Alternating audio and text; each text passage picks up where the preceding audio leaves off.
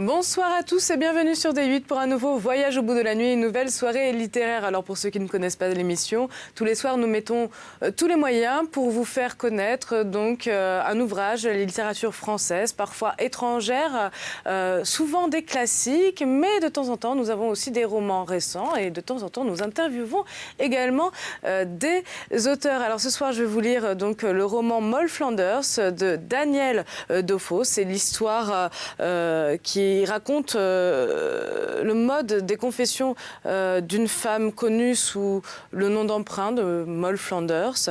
La narratrice nous brosse le portrait édifiant de ses différentes heures et malheurs et nous fait part de ses expériences de voleuse de bas-fonds londoniens. Car une femme sans époux, sans argent et sans relation à cette époque, donc le XVIIIe siècle, est malheureusement condamnée à une vie de larcin et de prostitution pour survivre. Donc c'est un roman assez passionnant et riche qui a eu donc plusieurs adaptations cinématographiques. Nous allons passer à la lecture. N'hésitez pas à réagir sur les réseaux sociaux #VBN ainsi que sur notre page Facebook Voyage au bout de la nuit.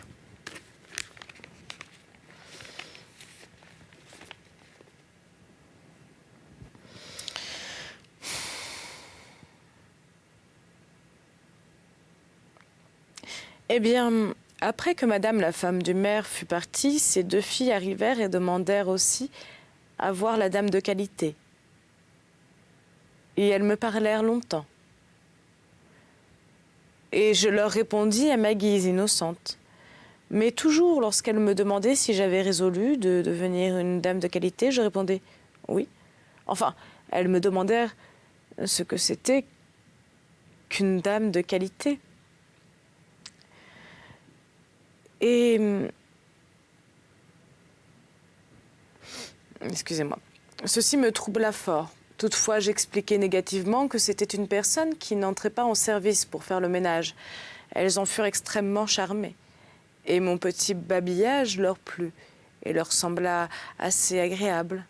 Et elles me donnèrent aussi de l'argent. Pour mon argent, je le donnai tout à ma nourrice, maîtresse, comme je l'appelais, et lui promis qu'elle aurait tout ce que je gagnerais quand je serais dame de qualité, aussi bien que maintenant. Par ceci et d'autres choses que je disais. Ma vieille gouvernante commença de comprendre ce que je voulais dire par dame de qualité et que ce n'était pas plus que d'être capable de gagner mon pain par mon propre travail. Et enfin, elle me demanda si ce n'était pas cela. Je lui dis que oui, et j'insistais pour lui expliquer que vivre ainsi, c'était être dame de qualité, car, dis-je, il y a une telle, nommant une femme qui est raccommodée de la dentelle et lavait les coiffes de dentelle des dames. Elle, dis-je, c'est une dame de qualité. Et on l'appelle Madame. Pauvre enfant, dit ma bonne vieille nourrice, tu pourras bientôt être une dame de qualité comme celle-là. Car c'est une personne malfamée et qui a eu 2 bâtards. Je ne compris rien à cela, mais je répondis « Je suis sûre qu'on l'appelle Madame, et elle ne va pas en service et elle ne fait pas le ménage. » Et ainsi je soutins qu'elle était dame de qualité et que je voulais être dame de qualité comme elle. Tout ceci fut répété aux dames, et elles s'en amusèrent. Et de temps en temps, les filles de monsieur le maire venaient me voir et demandaient où était la petite dame de qualité, ce qui ne me rendait pas peu fière de moi, d'ailleurs. J'avais souvent la visite de ces jeunes dames, et elles en amenaient d'autres avec elles, de sorte que, par cela, je devins connue, presque dans toute la ville. J'avais maintenant près de 10 ans, et je commençais d'avoir l'air d'une petite femme, car j'étais extrêmement sérieuse, avec de belles manières, et comme j'avais souvent entendu dire aux dames que j'étais jolie et que je deviendrais extrêmement belle, vous pouvez penser que cela ne me rendait pas peu fière. Toutefois, cette vanité n'eut pas encore de mauvais effets sur moi.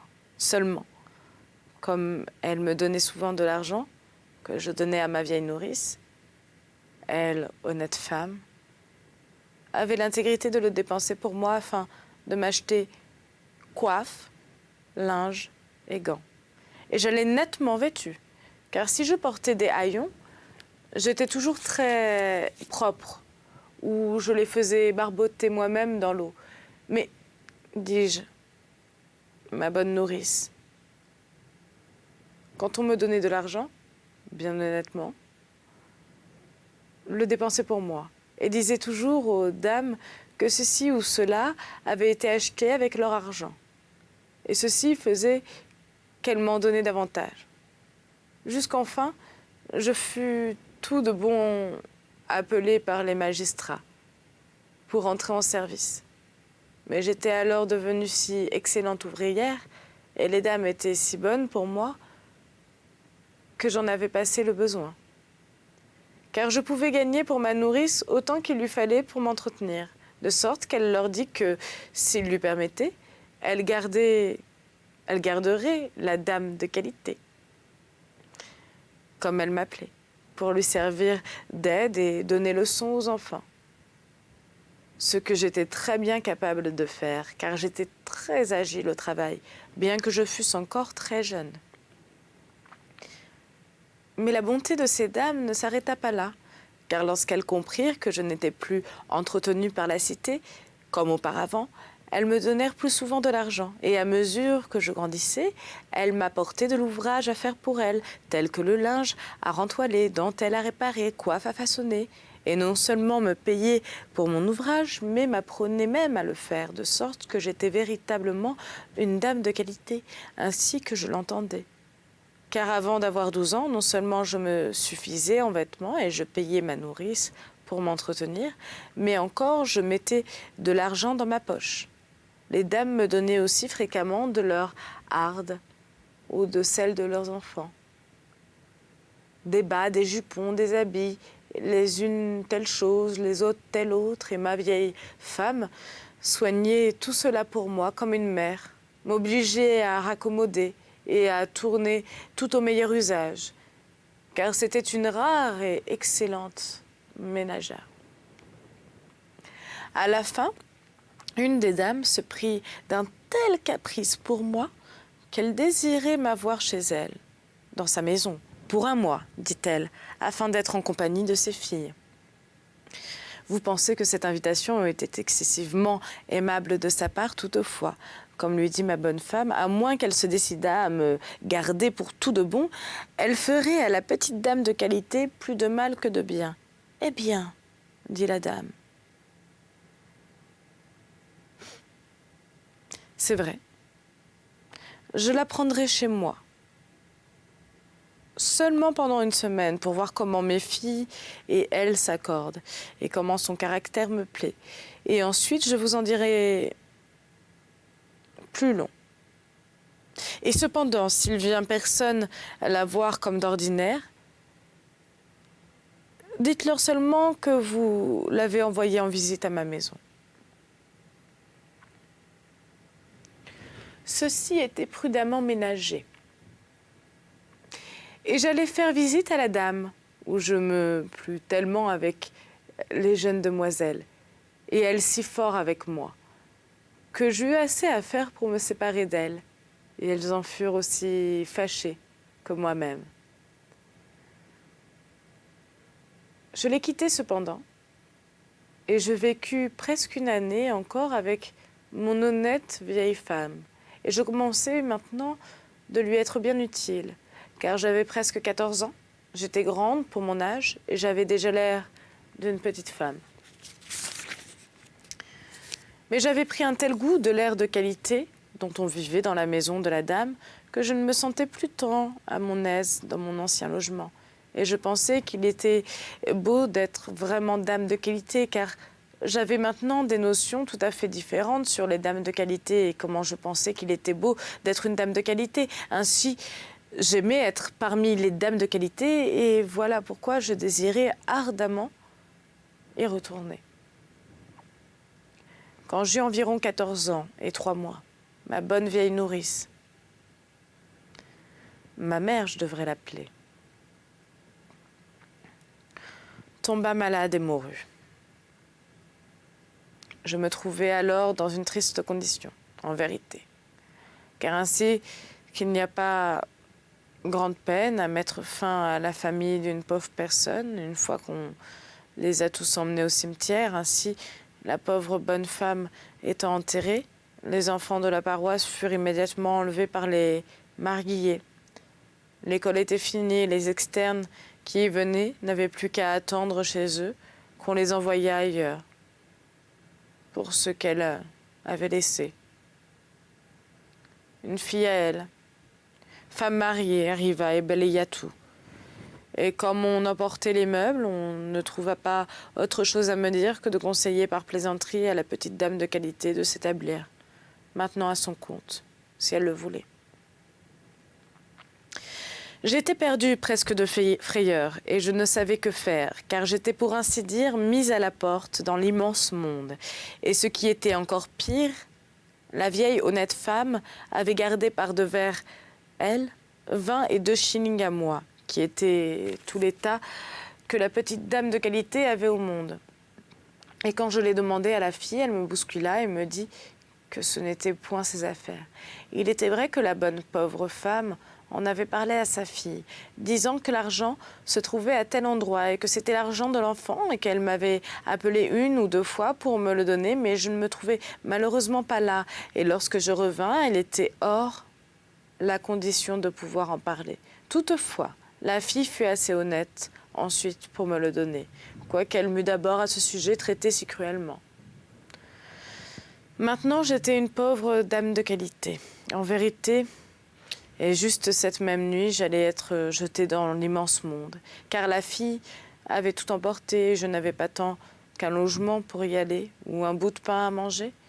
Mais il semble que quelques-uns des voisins prirent une si grande pitié de moi qu'ils en informèrent la dame dans la famille de qui j'avais été. Immédiatement, elle envoya sa servante pour me chercher, et me voilà partie avec elle, sac et bagages, et avec le cœur joyeux. Vous pouvez bien penser.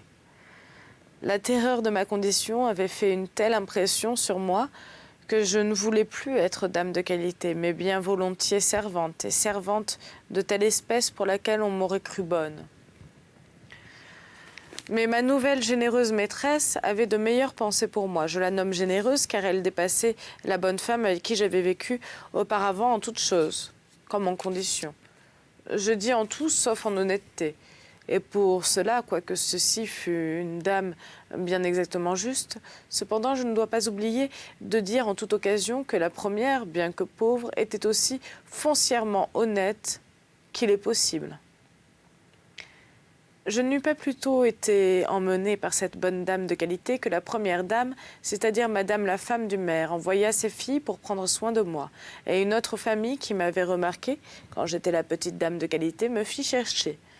Après celle-là, de sorte qu'on faisait grand cas de moi, et elles ne furent pas peu fâchées, surtout madame la femme du maire, que son amie m'eût enlevée à elle, car disait-elle, je lui appartenais par le droit, elle ayant été la première qui eut pris garde à moi.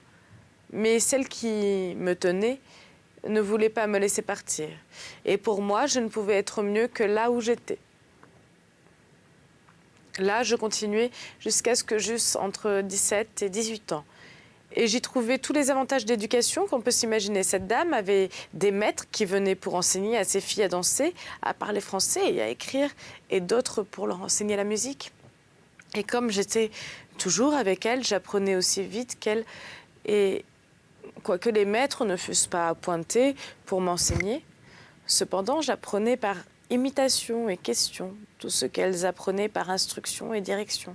Si bien qu'en somme, j'appris à danser et à parler français aussi bien qu'aucune d'elles, et à chanter beaucoup mieux, car j'avais une meilleure voix qu'aucune d'elles. Je ne pouvais pas aussi promptement arriver à jouer du clavecin ou de l'épinette parce que je n'avais pas d'instrument à moi pour m'y exercer et que je ne pouvais toucher les leurs que par intervalles quand elles les laissaient, mais pourtant j'appris suffisamment bien et finalement les jeunes demoiselles eurent 2 instruments, c'est-à-dire un clavecin et une épinette aussi, et puis me donnèrent leçon elles-mêmes. Pour ce qui est de danser, toutefois, elles ne pouvaient même que je n'apprisse les danses de campagne, parce qu'elles avaient toujours besoin de moi pour faire un nombre égal. Et d'autre part, elles mettaient aussi bon cœur à m'apprendre tout ce qu'on leur avait enseigné à elles-mêmes, comme moi, à profiter de leurs leçons. Par ces moyens, j'eus, comme j'ai dit, tous les avantages d'éducation que j'aurais pu avoir. Si j'avais été autant demoiselle de qualité que l'était celle avec qui je vivais, et en quelques points, j'avais l'avantage sur mesdemoiselles, bien qu'elles fussent mes supérieures, en ce que tous mes dons étaient de nature et que toute leur fortune n'eussent pu fournir. D'abord, j'étais jolie, avec plus d'apparence qu'aucune d'elles. Deuxièmement, j'étais mieux faite. Troisièmement, je chantais mieux. Par quoi je veux dire que j'avais une meilleure voix. En quoi vous me permettrez de dire, j'espère, que je ne donne pas mon propre jugement, mais l'opinion de tous ceux qui connaissaient la famille. J'avais avec tout cela la commune vanité de mon sexe, en ce qu'étant réellement considérée comme très jolie, ou si vous voulez, comme une grande beauté.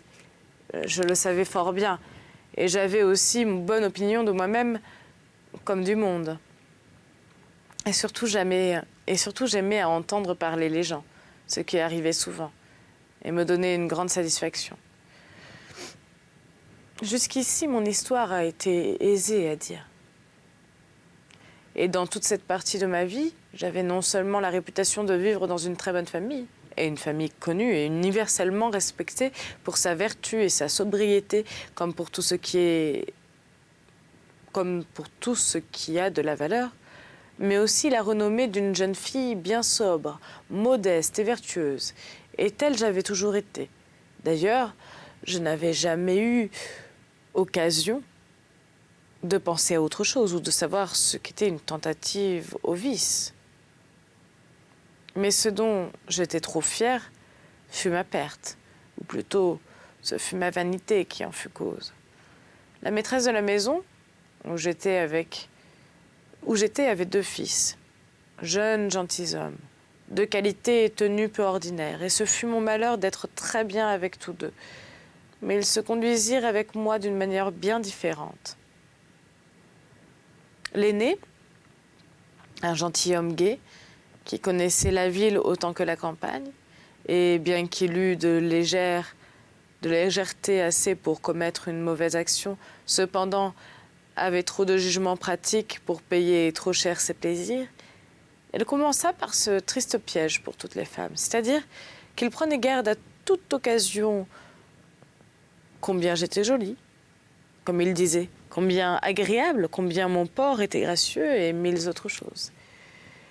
Il mettait autant de subtilité que s'il eut la même science à prendre une femme au filet qu'une perdrix à l'affût. Car il s'arrangeait toujours pour répéter ses compliments à ses sœurs, au moment que, bien que je ne fusse pas là, cependant, il savait que je n'étais pas assez éloignée pour ne pas être assurée de l'entendre. Ses sœurs lui répondaient doucement « Chut, frère, elle va t'entendre, elle est dans la chambre d'à côté. » Alors il s'interrompait et parlait à voix basse, prétendant ne l'avoir pas su, et avouait qu'il avait eu tort. Puis, feignant de s'oublier, se mettait à parler de nouveau à voix haute. Et moi qui étais si charmée de l'entendre, je n'avais garde de ne point l'écouter, à toute occasion. Voilà, c'est ainsi que se termine donc cette deuxième partie de lectures de Moll Flanders de Daniel Defoe. Je vais vous lire 2 petites citations avant de vous quitter, du même auteur, bien sûr. Le plus haut degré de la sagesse humaine est de savoir plier son caractère aux circonstances et se faire un intérieur calme, en dépit des orages extérieurs. Deuxième citation. Le démon est un tentateur qui ne se lasse point. Ainsi ne manque-t-il jamais de trouver l'occasion du crime auquel il invite. De Daniel Defoe. Donc Moll Flanders. Je vous souhaite une excellente soirée et une très bonne nuit pour certains. À tout bientôt.